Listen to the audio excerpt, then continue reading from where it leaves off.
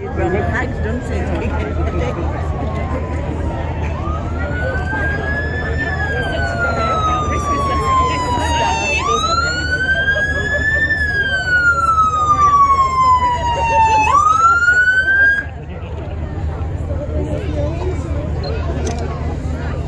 ladies and gents, so the emergency services have been informed that there's been an incident.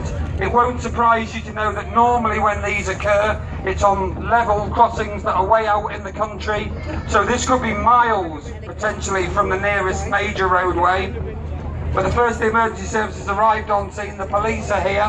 He'll carry out a preliminary recce to see exactly what's involved in the incident.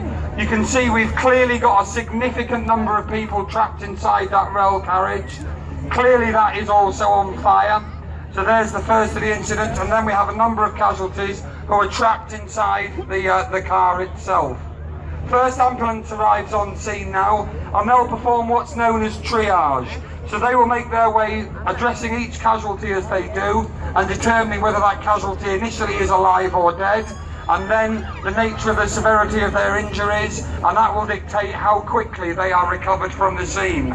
Because as you can imagine, an incident like the Great Heck incident, which wasn't that far from here, in excess of 300 casualties involved. So tremendous numbers of people spread over a very wide area in a very remote part of the county. So the team's arriving on scene now. The first officer in charge from the Fire and Rescue Service has also arrived, and he'll liaise with the ambulance, with the paramedics and with the police officer, and they'll start to put together their plan of action of how they're going to resolve the incident. Clearly significant attention has to be given to the fire itself. That will be extinguished first to ensure that we, as far as possible, got a position of safety. And of course, stabilisation is really important wherever possible. What we've got to make sure is that the vehicle, and if possible the train, don't move at all now whilst we're performing the rescue activity. So you can see fire service now starting to set up. They're working on the vehicle at the far end, which has a number of casualties trapped inside it. The triage has taken place, and the paramedics are assessing the condition of the casualties and deciding who will be brought out first, and working with the fire officer they'll determine the best way that can be done.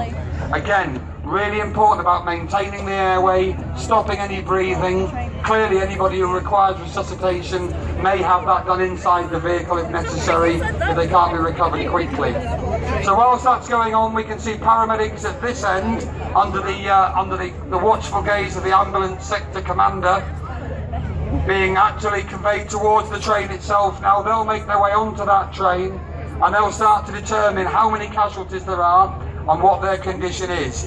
One of the things that many people don't realise is how high a train is. So it will not be possible potentially just to walk up onto it or to lower casualties down from it. So a ladder's being put up at the back so they can form a safe means for access and egress.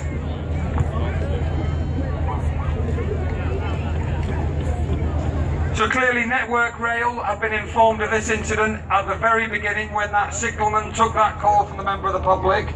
They've now dispatched their team down to the scene, so they will be en route, and once they arrive they will work with the emergency services to assist with the process.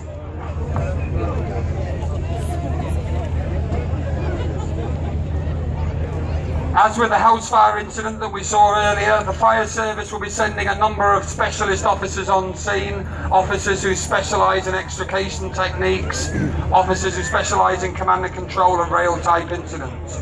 And Station Manager Harrison will be attending today on behalf of Scunthorpe Service.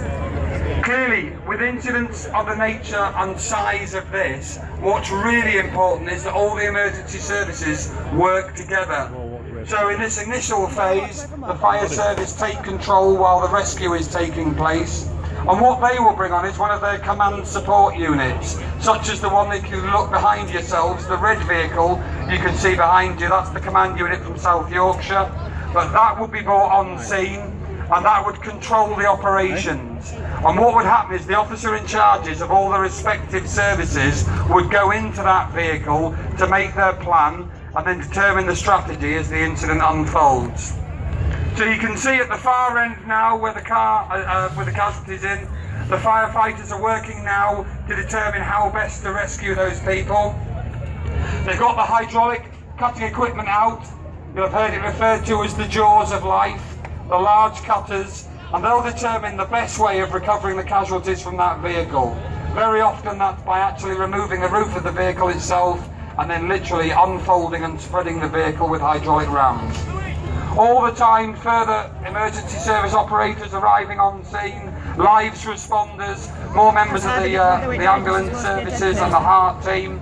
So we've now got a coordinated rescue activity from all the emergency services. You can see the rescue platform being put into place, as we talked about, which will enable the casualties who can walk to vacate the vehicle as safely as is possible. And it will also enable stretchers to be brought in and out as and when required. Of course, one of the significant things with these types of incidents is actually then transporting casualties to hospital. Clearly, as we've said, very often this happens right out in the country, and so very often the emergency services will call in the medical helicopter. So the rescue helicopter will come in. That will either be one of the medical helicopters or indeed the RX search and rescue team, and they will come down. So I'll now pass you across to Network Rail, who have arrived on scene, and they will take you through the incident from their perspective. So you'll see already there's a rail incident officer arrived on site. He's employed by Network Rail, and that is initiating a structured company response by requesting attendance of an operational manager to act as that rail incident officer. Now, when he first arrived on site, he'll have spoken to the controlling signaller. He'll have ensured that all of the train movements have stopped. He'll provide any additional site protection, and then he'll report all his initial findings to Network Rail Control.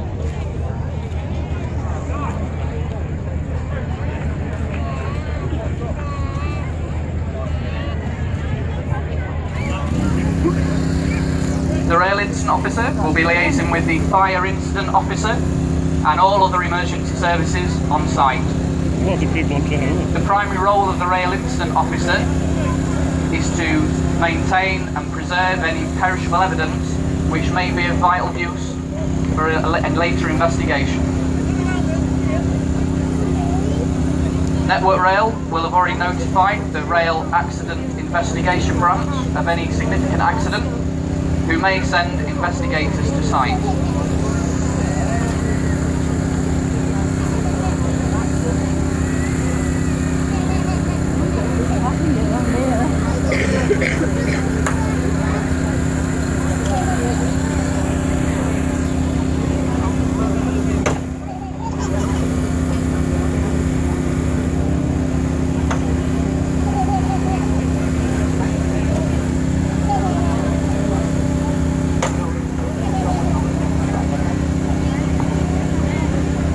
So, as we said, ladies and gentlemen, you can see the crews working together now to recover the casualties. And one of the really important things with this type of incident is keeping the casualties together, all in the same place. Certainly at Great Heck there was a tendency for casualties to wander off, and that makes life really difficult then in terms of assessing who is alive, who is dead. But when you get the relatives ringing up and starting to question, where's my husband, where's my wife? So it's keeping the casualties together in one place, not only for medical terms, but also making sure that they don't become further casualties by becoming injured in other areas of the operations. So the crews are being brought out at the moment. Everybody with minor injuries will be released as soon as is possible from the vehicle. The fire's been extinguished, and whilst that's going on, simultaneously the rescue operations in the car are taking place. So the roof of that vehicle will be removed, as we discussed. They'll cut through what we call the A, B and C posts. Those are the posts around the window at the front, middle and back. That roof will then be taken away, and we can then assess the extent of the entrapment, so we can see how badly those individuals are trapped, and the officer in charge will then determine how best to rescue them.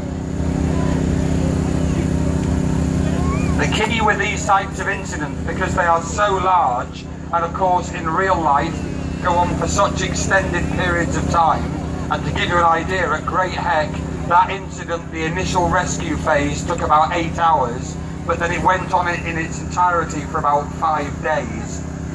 So the real key is communication between the different services, and this is why the three emergency services and organisations such as Network Rail spend so much time training together, working together, practicing for exactly this type of situation. Now, for those of you who saw the house fire earlier, you'll see the firefighters are bringing in now what's called a positive pressure ventilation fan.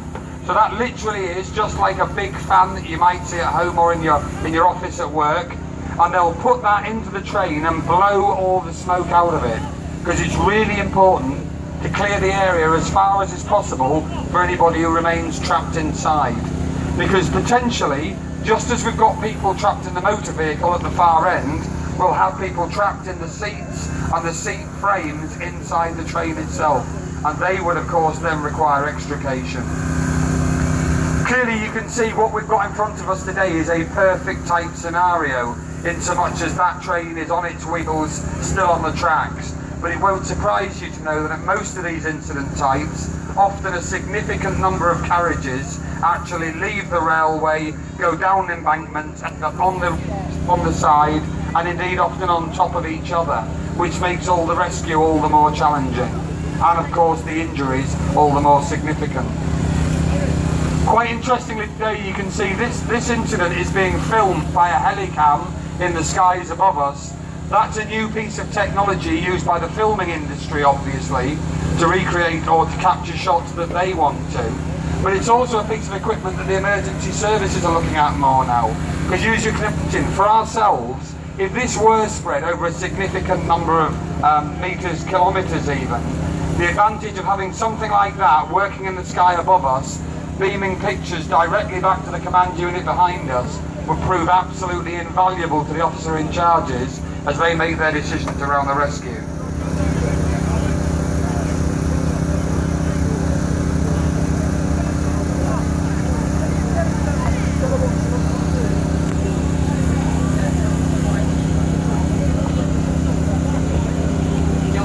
Rail incident officer, Network Rail, still on site. He's continuing to gather that vital evidence, some of which could be perishable. So whilst the rescue phase continues, he also continues standalone gathering that evidence. Behind the scenes, Network Rail Control will already be mobilising the resources needed in preparation for the later recovery phase, which may include recovery track engineers. Network Rail will also be managing the bigger network to deal with services directly affected in the immediate area. This will also minimise the effect an incident has on other services. Network Rail will be in contact with the media to try to give a clear and accurate picture of the incident and its effect to the travelling public.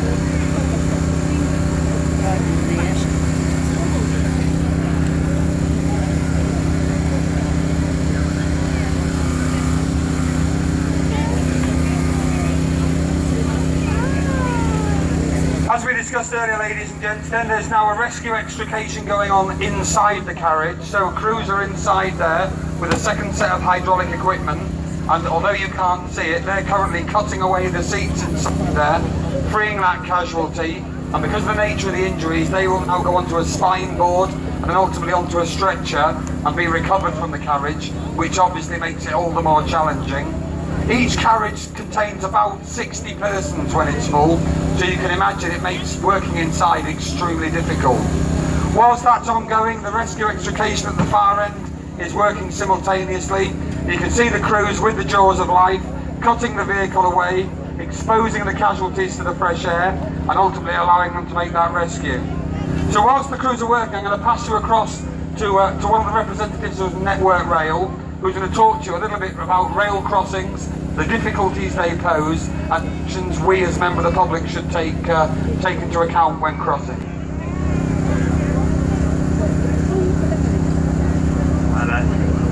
From Network Rail's perspective, level crossing is one of the highest risks associated to railways.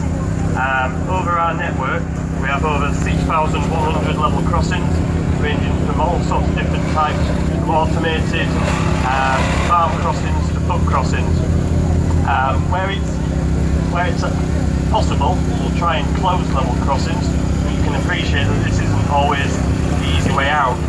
So when we can, we'll try and make regular upgrades to level crossings, improvements using new technologies where we can, and where possible, just make them as safe as can be.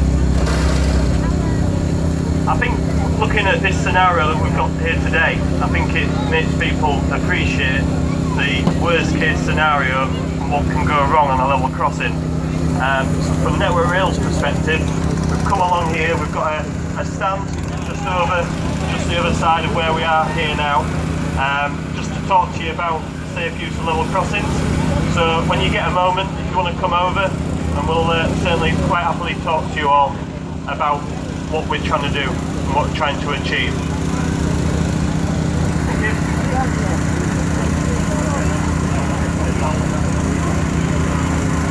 So as we discussed, ladies and gents, the casualties have now all been cleared from the carriageway. That PPV fan that we talked about is pressurising the cab. So you can see the final bits of smoke being forced out at the front end there. So that will totally clear the cab of any toxic fumes, and crews can ensure that everybody's been rescued. It won't surprise you to know that in incident types such as this, a number of the casualties unfortunately are thrown out of the train and out of the cars. So what they'll do is a full scene assessment. They'll go for perhaps 100 metres either side of that train and at either end as well, just making sure that no casualties have been thrown down the embankment or into bushes, etc. So the train incident as such is now resolved, and we can move our attentions across to the car. You can see cuts have been made with the hydraulic rescue equipment that we talked about, and this now is no different to any other vehicle type incident that we attend each and every day on the roads of Humberside. It's probably worth reflecting on the fact at this moment in time that for each and every one of us in this arena today, the point at which we are at most risk is the point we put the ignition key into the vehicle of our car. Clearly, incidents of this type involving vehicles and trains are comparatively infrequent. I say comparatively, but we will still average at least one a month of this incident type. But literally each and every day on the roads of Humberside, we attend incidents involving motor vehicles which have crashed with the occupants trapped inside. And it won't surprise you to know common themes: drink and drugs, use of mobile phones, speeding, inattention, all the usual suspects. But the outcomes in a matter of seconds can be absolutely devastating. Families torn apart for a moment's inattention. And this is where it's important. Use of seat belts, use of child restraint seats, really crucially important, so we don't end up having to perform this type of rescue. But there we are, the roof of the vehicle has been removed, and that now allows the paramedics to come in, assess the casualties who are still trapped inside, and they will now work with the fire and rescue service to determine how the rescue is going to take place. And at this point, the officer in charge of the fire and rescue service now hands over to the officer in charge of the paramedic service. So although we will continue with the rescue, it will be under his or her direction, because we've now moved to what's known as the medical phase. So the required cutting have now been removed from the vehicle, and it's now about getting the casualties out without preventing any further serious injuries. Normally that will involve the use of a collar, which you can see the individual in the front of the car has already had applied, but then the use of a spinal board, because of course it's generally the back, neck and then the upper legs which take most of the significant trauma from an incident of this type. So very often a spinal board will be put down the back of the casualty, they will then be lifted up onto that, strapped to it, and then and only then will they then be removed from the vehicle. And then they'll be transferred, of course, either to the ambulance or to the air ambulance helicopter, depending which has been called into the scene. So you can see now casualties who are well and with minor injuries in one area, and they're being given minor treatment and basically just kept warm and well by an individual from the medical services, while the more seriously injured casualty who was actually brought out of the train itself, receives significant attention from the paramedics in front of me here, the heart team and their colleagues working together with the air ambulance to keep that casualty alive in enough time to get them moved across to a place of definitive medical care. You can see what they've done here is strapped an automatic device onto that casualty, which is applying CPR. So we've probably all seen on the television where people pump down on the chests of casualties whose hearts have stopped breathing. But here an automatic device has been deployed, and that will allow that activity to carry on for a fairly significant period of time. So whilst that's ongoing with the medical services in front of us here, we can see the other casualty now being removed from the vehicle and recovered. And of course, at this point, the investigation work starts. And that's not about prosecuting people, that's about understanding how and why the accident happened, so hopefully moving forward we can prevent any reoccurrence. And you've often seen unmanned rail incidents where you get a network where the significant incidents occur on a regular basis, where perhaps more barriers will be deployed, or even it'll be turned into a manned level crossing if it's of that nature. So the rail incident officer now working with Network Rail, with the police, with the fire and rescue service will start that investigative procedure to ascertain exactly what caused this incident whilst the rescue is ongoing, because a lot of useful information can be gleaned at a very, very early stage of the incident. So that casualty has now been recovered on the spinal board from the vehicle. They'll now be strapped to that, usually taken across to the air ambulance and then conveyed to the hospital.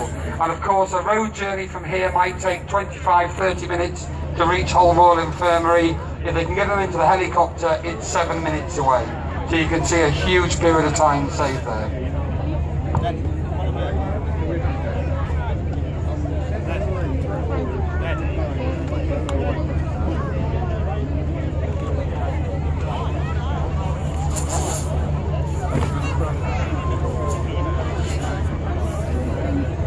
So you can see, ladies and gents, now the final casualty who is still alive has been removed from that vehicle. Very sadly, the casualty in the back of the vehicle has succumbed to their injuries, as so often happens at these types of incidents. So they'll be left in situ pending the investigation. So the casualties that can be recovered have now been recovered. They're in the hands of the medical services and they're receiving the treatment they need. So that concludes this demonstration, ladies and gentlemen, and that was a really good example of all the emergency services and our partner organisations coming together to work together to keep you, as members of the community, safe. So if I could ask you to put your hands together for the various agencies today.